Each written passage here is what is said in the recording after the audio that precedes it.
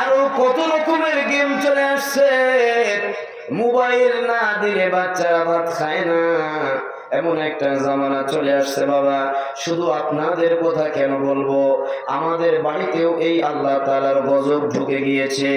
Mobile না হলে সন্তানরা খাইতে চায় না, মোবাইলে টিকটক না দেখলে সন্তানরা ঘুমাইতে চায় না।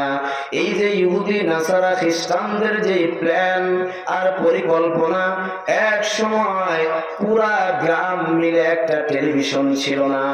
আমি যখন 1994 সালে হেফজ কমপ্লিট করেছি, হেফজ কমপ্লিট করার আগে 91 সালে যখন আমি মাদ্রাসায় ভর্তি হয়েছিলাম বাবা, ওই সময় আমাদের রাজশাহী জেলায় দুর্গাপুর থানায় কাশেমপুর নামক একটা জায়গা ছিল। সেই জায়গায় হেফজখানায় আমি পড়াশোনা করতাম।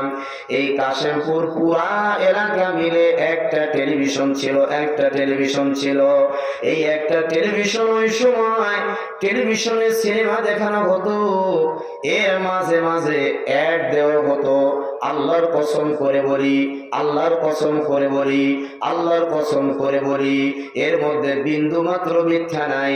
ওই সময় টেলিভিশনে ছবিতে কি কাহিনী হতো আমি কোনোদিন ওই সময় বুঝি নাই।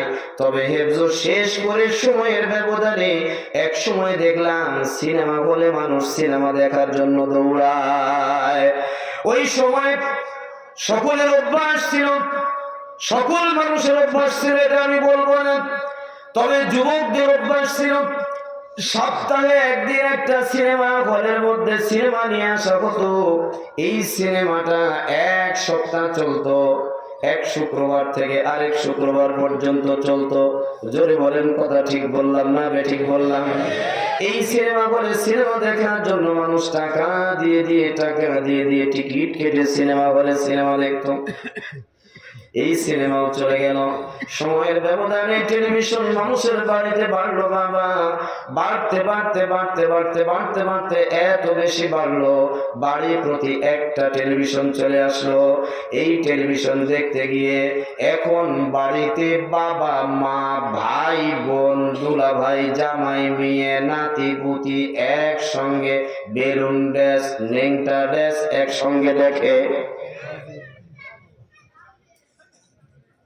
কথা সঠিক না বেঠিক? জোরে বলেন সঠিক না বেঠিক? তার মানে হলো ইহুদি নাসারা খ্রিস্টানরা এমন ভাবে প্ল্যান করে আমার আপনার বাড়ির মধ্যে টেলিভিশন ঢুকাইছে, ঈমানটা কেড়ে নিচ্ছে, আমরা বুঝতেই পারছি না। টেলিভিশন চলে গেল বাবা, এখন ঘরে ঘরে টেলিভিশন হয়। একজনের টেলিভিশন আরেকজন দেখে না, এখন আর মানুষ টেলিভিশনও দেখে না। এখন হাতে হাতে আল্লাহ তাআলার পক্ষ থেকে একটা রহমত তৈরি হয়েছে। এখন মোবাইলই হলো মানুষের টেলিভিশন। এখন যখন ইচ্ছা মাঠের মধ্যে বসে বসে দেখতে পারে, জঙ্গলের মধ্যে বসে বসে দেখতে পারে, পুকুরের ঘাটে বসে বসে দেখতে পারে, আর কোনো অসুবিধা হয় না। এটা একটা ইহুদি নাসারা খ্রিস্টান যারা আছে, মুসলমানদের ঈমান কেড়ে নেওয়ার তাদের একটা সুপরিকল্পনা ছিল। তারা 100-এ সাকসেস না ইনসাকসেস?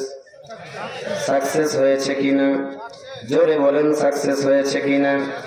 বাপজিরা আমার, তাই বলতেছিলাম এই জামানার ছেলেরা এখন পড়াশোনার কাজটা আসল মনে করে না, বরং এখনকার সন্তানরা এখন খেলাধুলাকে আসল মনে করে।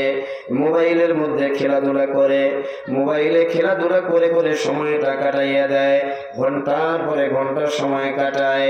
না বললে পড়তে বসে না, শাসন না করলে পড়তে বসতে চায় না। ও বাপজিরা আমার, এইভাবে মানুষের ঈমানটাকে আস্তে আস্তে হরণ করে নেওয়া হচ্ছে। এটা ইহুদি খ্রিস্টান নাসারা যারা আছে তাদের হলো সুপরিকল্পনা। আপনাদের ঈমান কিভাবে বিধ্বস্ত করে আপনাকে আমাকে জাহান্নামী বানায় দিবে। ওই যে আল্লাহ রাব্বুল আলামিনের কাছে ইবলিস যে ওয়াদা করেছিল, আল্লাহ তোমার গোলামদেরকে আমি ইবলিস যেহেতু অভিশপ্ত হয়েছি, তোমার গোলামদেরকেও আমি অভিশপ্তের কাতারে দাঁড় করাইয়া জাহান্নামী বানাইয়া দেব। বাপজিরা আমার